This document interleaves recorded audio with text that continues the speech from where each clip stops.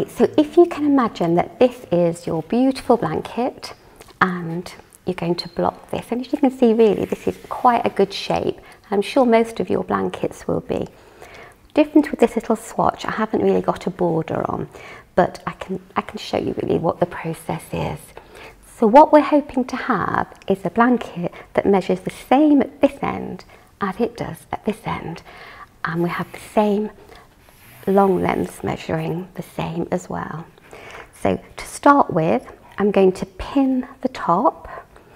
You want to almost pick a straight edge, so depending what you're pinning this on, if it is a carpet, maybe if you had a wooden ruler or something that was a straight edge, because sometimes what we think is straight, just looking at something, isn't quite straight. So on this mat there are little lines across, so I'm going to work along one of these ridges. So I'm going to pin the top, and I'm just going to use these little blocking pins. So putting one here, it's in a straight line there, and then another one. But I'll also just use an ordinary pin now, and you'll see it just works exactly the same. So I pin the top, and I'm happy that that's straight. So now I'm going to measure it. So I'm just going to measure it here to here. I'm just going to forget that little corner there.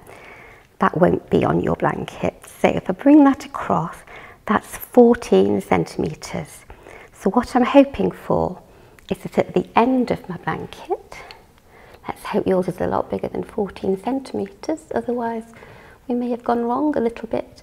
So there we go, and this is actually 14 centimetres. But let's actually pretend that this is 15 centimetres. I'm just going to pull that out a little bit. And then what we'd have to do, we'd have to press this down. Again, we want to look for a straight edge. And then I'll put, this is my edge, and I'm adding a pin here. And then I'm just going to look, and at the moment it's saying 14, but I've decided that this edge really is 15. So I very gently tease it out until it measures 15. So you don't want to put lots of stretch, you're just very, very gently teasing it out. And then we'll carry on doing that. We'll just press it gently, add another pin, press it gently this way, and add more pins. Now you can see here it's just stretching a little bit there, so I'm just going to take that back a little bit. I'm just going to recheck,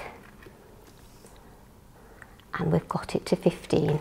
So that's what you'll continue to do. You'll pull it out all the way, and you'll keep adding your pins in until the bottom edge of your blanket. Of course, you would also have some pins along here, and again you'll make sure that you're butting it up to a nice straight edge, or you've got a line to work along.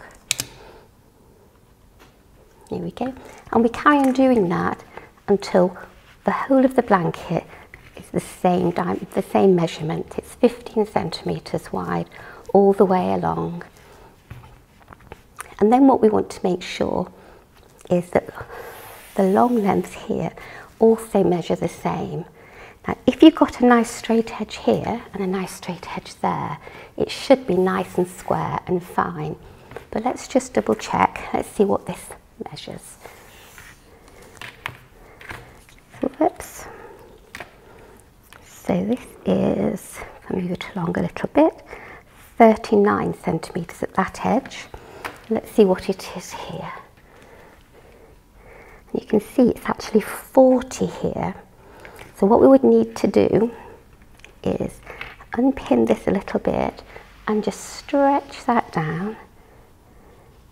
And that means that what I think is a straight edge here isn't quite straight. So then you would measure those two long lengths again until they both measure the same.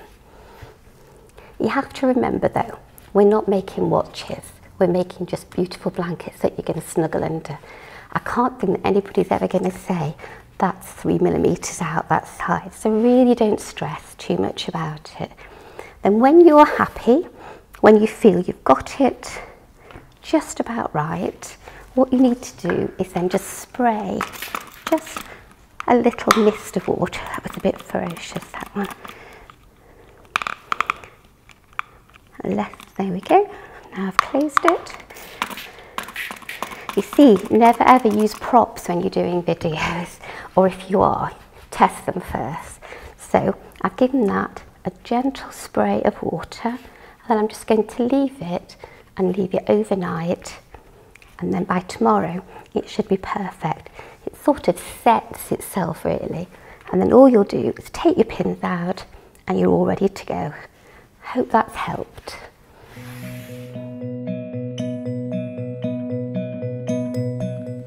Right, so I'm going to show you now how you actually make this pom-pom tie, and you can make the pom-poms in any colour that you want, so whichever is your favourite.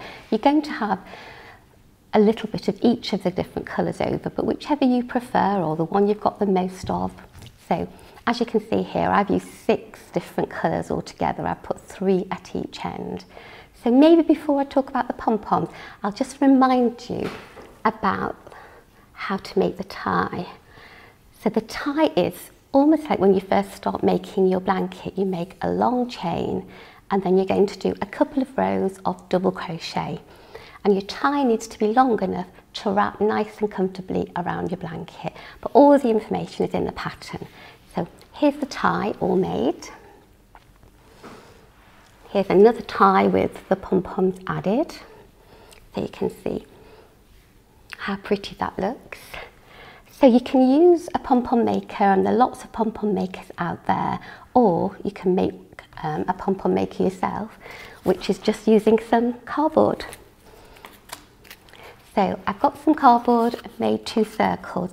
Now this is where, don't ask somebody else to cut circles out for you. I asked my other half if he could make me some of these. And this is a little bit big when you're making a pom-pom that big.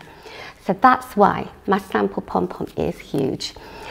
So you've got your cardboard, you've got two circles, and then you actually have to cut a circle out of the middle there. When you make yours, do make them a little bit smaller. And in the pattern it tells you how many centimetres to make them.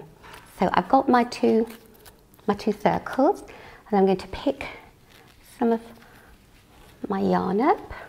So these are all the little balls that have been left over from your blanket.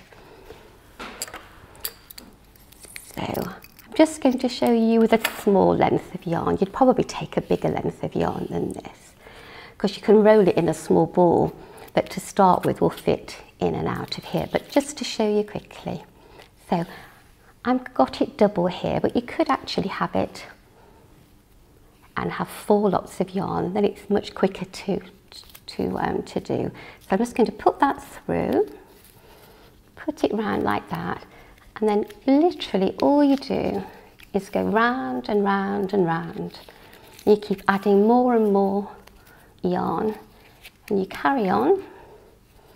And here's one I made earlier. So this is my Blue Peter moment. So on this one I actually used my needle to go in and out, and you'll find as this circle closes and closes and closes, you do need to push it through with a needle. So you can see how this is getting chunkier, and I go on and on and on until you've got this enormous pom-pom, which you don't really need it to be this big. So I've gone round and round and round, and then what you do, you start to snip. So if you remember, you've got 2 pieces of card. So you actually just open that up a little bit. If I hold it like this, you can see. So there's the 2 pieces of card. I've gone round and round, and then you cut those loops like that. And you keep on cutting until you can't cut anymore. You see that? And then, just for demonstration purposes, I'm just going to use pink. You would actually use the same colour as your pom-pom. And you actually thread that through, and of course you'll have finished cutting, so you put it all the way around, then you tie it really, really tightly, and then when you've done that, you then pull. So I'll do this even though it's not quite finished. You pull that card off, and then you're left with a lovely pom-pom. But to start with, it might be a little bit fluffy, So I trim my pom-poms, I give them all a really good haircut until they're the exact size and shape that I need. So you're going to do that until you've got six different pom-poms. Now you can either, you know when I showed you the pink thread here, when you pull it tightly, you can leave a long tail and then thread that tail through your needle to then push through the pom-pom. That's one way of sewing them on here. But if it gets snipped off, because when you give them a haircut, sometimes they do snip off, and you don't have to worry. All you need to do is get another piece of yarn. This time, you might need a bit more of a pointy needle. So, I'm just going to thread that through. There we go. So, you've got your long tie here. So, you would push that through your pom-pom like that. I'm just going to put a knot on the end. And you pull that through, and then you'll just literally sew those onto the end like that, and you just keep going back and through, and then add your next one and so on, and then you're left with this really pretty tie.